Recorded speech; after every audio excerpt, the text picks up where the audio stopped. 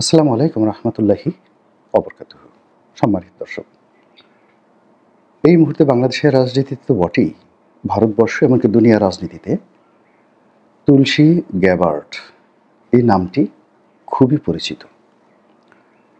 মার্কিন প্রশাসনের গোয়েন্দা দপ্তরের সর্বোচ্চ পদে কোনো ভদ্রমহিলা ইতিপূর্বে এভাবে আসেননি।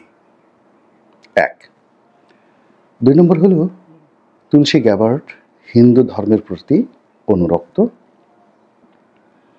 এবং ভারতীয় যে হিন্দুত্ববাদী সংগঠন, যেটি আমেরিকাতে খুবই শক্তিশালী এবং ইউরোপে খুবই শক্তিশালী, সেটা হল ইসকন, বাংলাদেশেও আছে।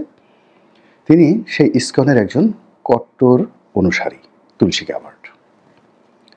ব্যক্তিগত জীবনে খুবই রাফ এবং টাফ, অনেকটা ডোনাল্ড ট্রাম্প বা ইলন মাস্কের মতোই খ্যাপাটে। তো তিনি যখন এই দায়িত্বে এলেন, তখনই আমরা যারা বাংলাদেশের লোকজন আমরা ধরে নিয়েছিলাম যে জুলাই আগস্ট বিপ্লবের পর বাংলাদেশের সংখ্যালঘু ইস্যুতে পশ্চিমা দুনিয়া যে সকল কথাবার্তা বলছে, সে সকল কথাবার্তাকে তুলসী গ্যাবার্ড তার পক্ষে নেবেন এবং তিনি এই সংখ্যালঘুদের বিষয়টি নিয়ে বাংলাদেশকে বিপদে ফেলবেন।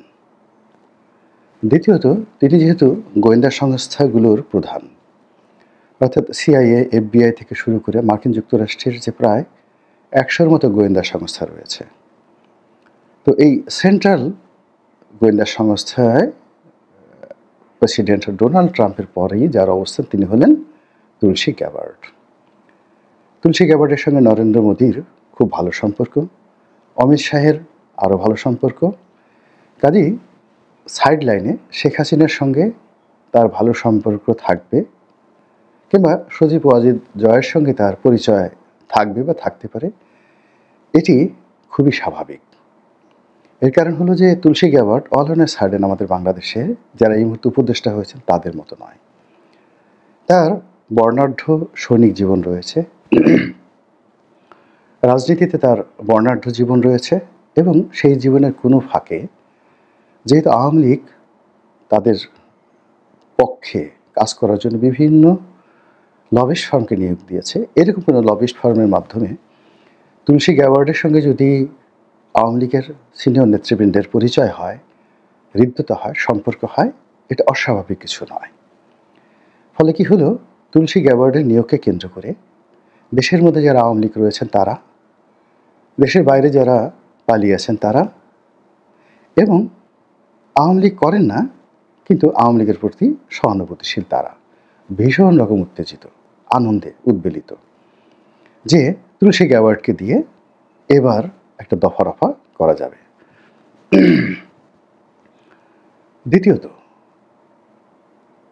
তুলসী গ্যাবার্ড, ইলন মাস্ক এবং ডোনাল্ড ট্রাম্প, এই তিনজন ব্যক্তির সঙ্গে বর্তমান ইউনূস সরকারের কোনো ভালো সম্পর্ক নেই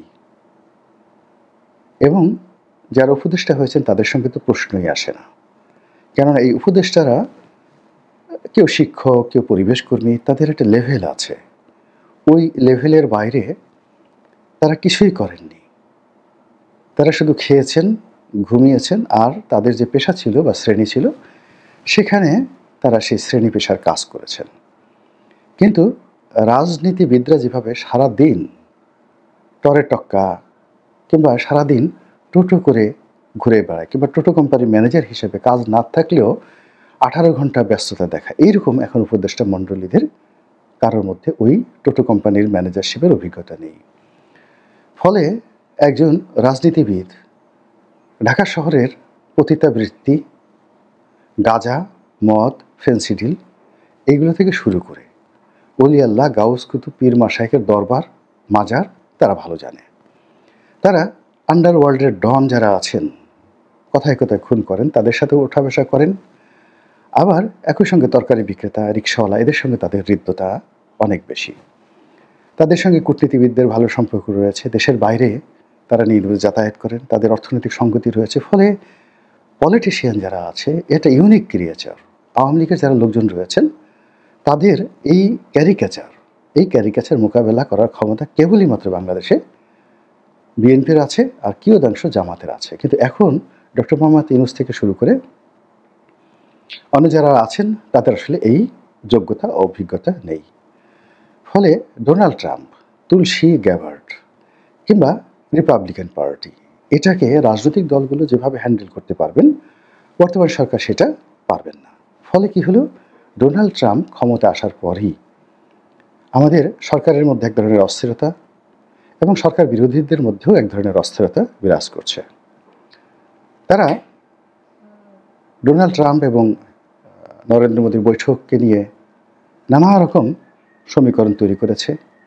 আবার তুলসী গ্যাবার্ডের ভারত সফর এবং সেখানে নরেন্দ্র মোদীর সঙ্গে সাক্ষাৎ এবং ক্লোজ ডোর মিটিং ভারতীয় সেনাপ্রধান এবং অজিত দোভাল, যিনি ভারতের নিরাপত্তা বিষয়ক প্রধান উপদেষ্টা, তার সঙ্গে একেবারে ক্লোজ ডোর বৈঠক এবং তার কিছু সময় সরকারি কর্মকাণ্ডের বাইরে, অর্থাৎ এই সময়টি তিনি কী করেছেন কেউ বলতে পারে না। হয়তো তিনি শেখ হাসিনার সাথে দেখা করেছেন, হয়তো তিনি আজমির শরীফে গিয়েছেন, হয়তো তাজমহলে গিয়েছেন, হোয়াট এভার মেবি, কিন্তু ওই সময়ের হিসাব পাওয়া যাচ্ছে না। এবং বৈঠক শেষে তিনি যে বক্তব্য দিয়েছেন এটি ভারত তো বটেই, বাংলাদেশের সকল পত্রপত্রিকার একেবারে লিড নিউজ হয়েছে। তিনি বাংলাদেশের বিষয় নিয়ে গভীরভাবে উদ্বিগ্ন। এটার ইংরেজি যদি করেন আরও ডেঞ্জারাস। এক নম্বর হলো যে উদ্বিগ্ন, উদ্বিগ্ন শব্দটি বুঝতে হবে, এটা কূটনীতির ভাষা, তার সঙ্গে সঙ্গে গ্রামেটিক্যাল।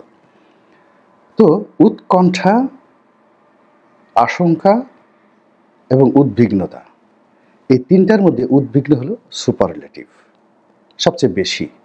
অর্থাৎ একটি মানুষ যখন তার পঞ্চ ইন্দ্রিয় দিয়ে কোনো একটা বিষয়কে ভয় পায়, তার 5টি ইন্দ্রিয় দিয়ে, তারপরে মানুষের অর্থনৈতিক ব্যবসা বাণিজ্য লেনদেন যখন আবার সেটার জন্য একটা আতঙ্ক তৈরি করে, এবং মানুষ যখন শারীরিকভাবে অপদস্থ, অসম্মানিত, আঘাতপ্রাপ্ত হওয়ার আশঙ্কা করে, এবং মানুষ যখন প্রাণ হারানোর আশঙ্কা করে, তখন সেখানে উদ্বিগ্ন শব্দটি ব্যবহৃত হয়।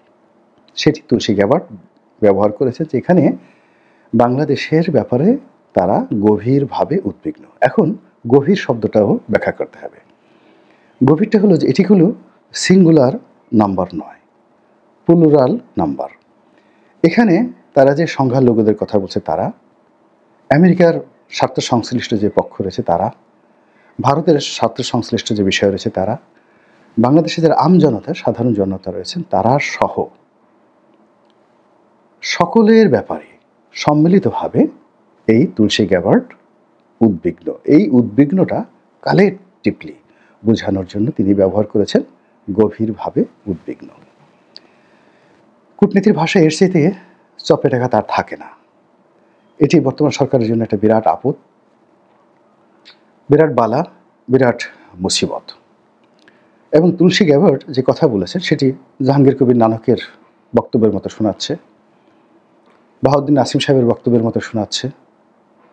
তারপর সাবেক আইনমন্ত্রী ছিল কামরুল সাহেব, কিংবা সাবেক তথ্যমন্ত্রী ছিল ডক্টর হাসান মাহমুদ, কিংবা তাদের নেতা জনাবা শেখ হাসিনা। মনে হচ্ছে তুলসী গ্যাবার্ডের কণ্ঠে তারাই কথা বলছেন। এখন এই বিষয়গুলো ভারত ম্যাটারালাইজ করবে, এটাকে মার্কেটিং করবে ভারত, এবং এটাকে ইস্যু করে ভারত কি করতে পারে, তাদের military point of view, diplomatic point of view and political point of view, এই তিনটা পয়েন্ট অফ ভিউ থেকে তারা কি কি করার অধিকার রাখে, এটি আমাদের দেশে যারা নিরাপত্তা বিশ্লেষক আছে তারা খুব ভালো করে জানেন। যারা রাজনীতি নিয়ে বিশ্লেষণ করেন তারাও জানেন। আর 1971 সন থেকে আজ অবধি ভারতের সঙ্গে আমাদের যে দ্বিপাক্ষিক চুক্তিগুলো হয়েছে, সেই চুক্তিগুলোতে যে সকল গ্যারান্টি ক্লোজ রয়েছে ভারতীয় স্বার্থ রক্ষার জন্য, সেই গ্যারান্টি ক্লোজ অনুযায়ী ভারতীয় সেনাবাহিনী, ভারতীয় বিএসএফ, ভারতীয় পুলিশ বাহিনী, এমনকি ভারতীয় জনগণ, তারা কি করতে পারে সেটা নিয়ে আমাদের বোধহয় চিন্তা করার সময় এসেছে। আমরা অনেকে অনেক কিছু ভাবি। আপনারা জানেন যে একসময় ইরানে হঠাৎ করে একটা বিপ্লব শুরু হয়ে গেল এবং বিপ্লবের মধ্যে রেজা শাহ পাহলভি 50-এর দশকে ইরান থেকে পালিয়ে গেলেন। পালিয়ে যাওয়ার পরে সেখানে একটা নির্বাচন হলো, পপুলার নির্বাচন, একেবারে ফ্রি ফেয়ার ইলেকশন। আমাদের বাংলাদেশে ধরুন 1991 সালে যেমন নির্বাচন হয়েছে, 96-তে হয়েছে, ওইরকম ফ্রি ফেয়ার নির্বাচন হলো এবং সেই নির্বাচনে মিস্টার মোসাদ্দেক ইরানের প্রধানমন্ত্রী হিসেবে ক্ষমতা লাভ করলেন। কিন্তু পরিস্থিতি এমন একটা পর্যায়ে আমেরিকা নিয়ে গেল, মোসাদ্দেক ক্ষমতায় থাকতে পারলেন না এবং রেজা শাহ পাহলভি আবার ক্ষমতায় এলেন। এটি 50-এর দশক থেকে আবার তাকে অলমোস্ট প্রায় 27-28 বছর আবার তাকে ক্ষমতায় রেখেছিল। আয়াতুল্লাহ খমেনি এসে দ্বিতীয়বার তাকে পদচ্যুত করেন। এরকম অনেক ইতিহাস রয়েছে। দ্বিতীয় বিশ্বযুদ্ধের পর, প্রথম বিশ্বযুদ্ধের পর পশ্চিমারা অনেক দেশে শাসক বসিয়েছেন, প্রশাসক বসিয়েছেন, অনেককে রাজা বানিয়েছেন। মক্কার শরীফ হুসাইন, এখন যে জর্ডানের বাদশাহ, তার দাদার দাদা, তাকে সেই আজকের যে জর্ডান পশ্চিম তীর এই এলাকার বাদশা বানিয়ে দিলেন। এরপর তার এক আত্মীয় ফয়সালকে ইরাকের বাদশা বানিয়ে দিলেন। এরকম অনেক কিছু রয়েছে। আমরা হয়তো এখানে বসে কুয়োর ব্যাঙের মতো করে লাফালাফি করছি, গালাগাল দিচ্ছি, হ্যাং করেঙ্গা, ত্যাং করেঙ্গা, ইনকিলাব করেঙ্গা, ফাটাই ফেলেঙ্গা।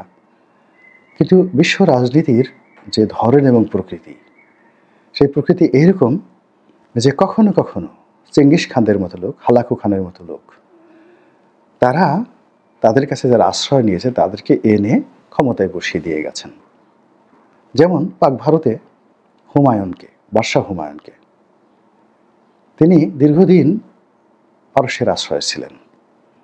যখন শের শাহের মৃত্যু হলো এবং তার সন্তানেরা দুর্বল হয়ে গেল, তখন পারস্যের সম্রাট সৈন্য দিয়ে, সামন্ত দিয়ে তিনি ভারতবর্ষে হুমায়ুনকে পাঠিয়ে তিনি ক্ষমতায় বসিয়ে দিয়ে গেলেন। এরকম আমি শত শত উদাহরণ দিতে পারবো। কাজে শেখ হাসিনাকে নিয়ে আপনারা যেভাবে ঠাট্টা করছেন, মস্করা করছেন, যেভাবে নাকে তেল দিয়ে ঘুমাচ্ছেন, তুলসী গ্যাবার্ডকে আপনারা যেভাবে তুলসী পাতার মতো মনে করছেন, আমি আমার অভিজ্ঞতার কারণে আপনাদের সাথে একমত হতে পারছি না। মহান আল্লাহ রাব্বুল আলামিন আমাদের সবাইকে হেদায়েত দান করুন এবং হেফাজত করুন। আসসালামু আলাইকুম ওয়া রাহমাতুল্লাহি ওয়া বারাকাতুহু।